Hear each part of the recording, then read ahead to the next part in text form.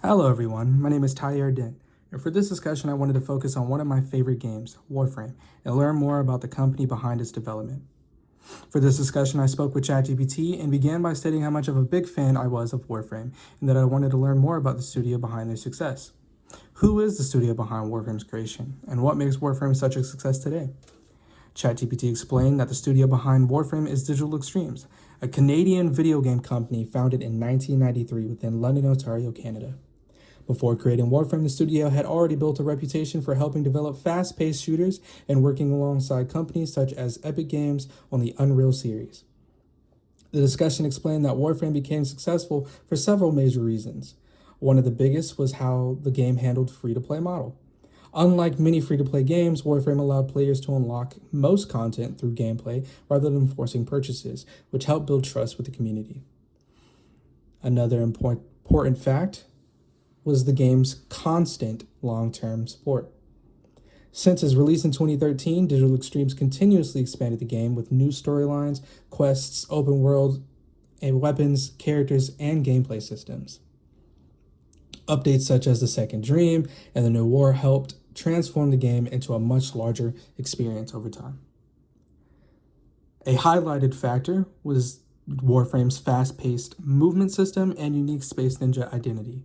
The combination of fluid combat, parkour mechanics, science fiction themes, and strong visual design helped the game stand out from other online shooters.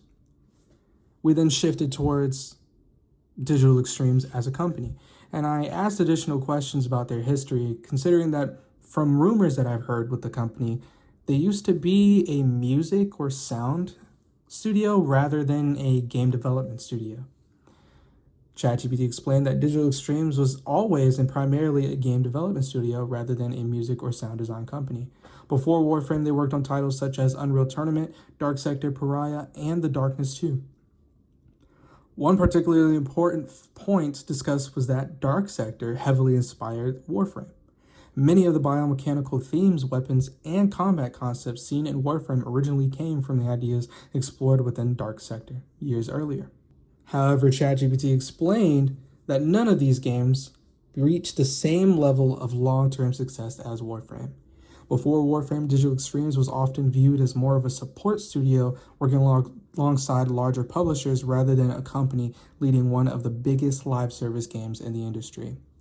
This furthered my understanding of why many in the community would have thought that Digital Extremes was more of a music and sound development studio rather than a game development studio.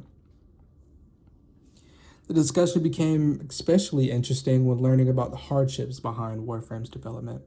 I stated that I was very surprised learning that Warframe became such a successful and beloved game of my own and the community, to hear that it was a risky project that wasn't really considered a very gravitating game at the time. So then I asked ChatGPT, were there any other hardships or maybe even milestones behind Warframe's development?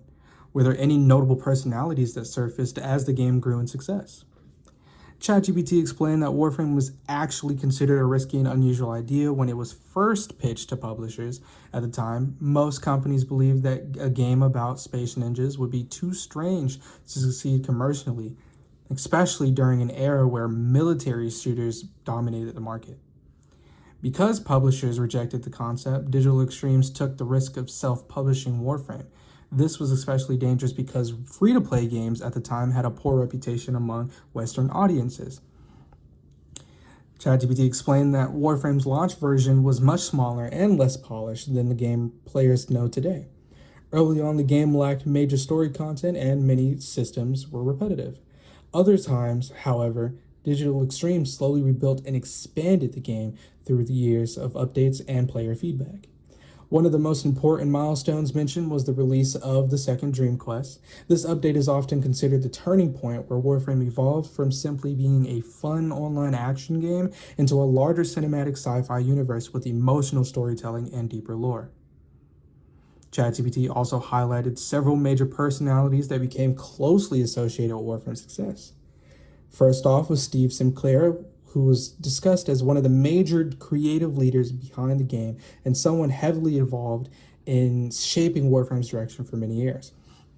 Rebecca Ford Another important figure within the community, originally working in community management and developers live streams, later became a creative director for Warframe. Players appreciated her transparency and close communication with the fan base, and me, who also knows of Rebecca Ford as a voice of a major character in the game known as the Lotus. Other developers such as Jeff Crooks and Sheldon Carter were mentioned as long-term contributors who helped shape the game's art direction, production, and overall identity. In this discussion, ChatGPT concluded by explaining how Digital Extremes built a strong relationship with players through regular developer live streams and open communication. This transparency helped Warframe grow from a risky project into one of the most successful and respected long-running live service games in the industry.